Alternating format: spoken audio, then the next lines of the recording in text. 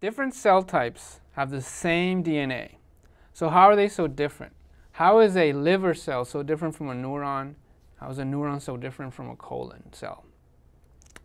Well, it turns out that these proteins that basically define all these physiological processes are the instructions to make these proteins comes from gene expression.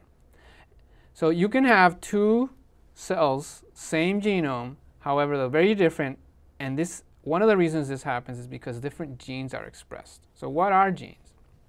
So it turns out that the DNA molecule that we talked about, there's these small segments of it called genes, and within these genes there's smaller segments called exon, which we'll cover in future lectures, that have the messages, they have the code that will eventually turn into a protein. So genes are these parts of the DNA that contain these messages.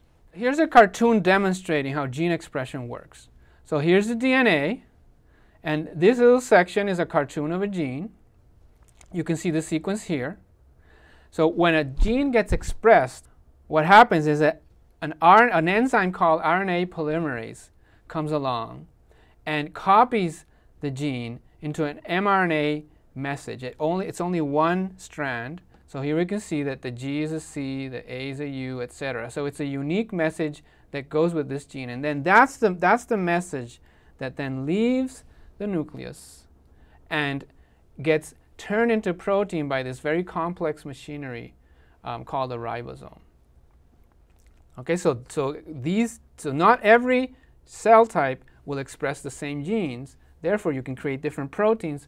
Therefore, you can create different cell types.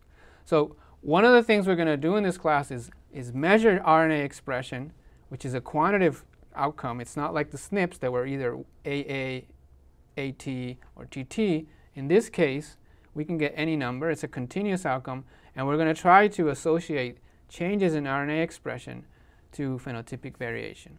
In fact, the product that we talked about that is used to decide if a woman gets chemotherapy or not actually uses gene expression measurements to make that decision.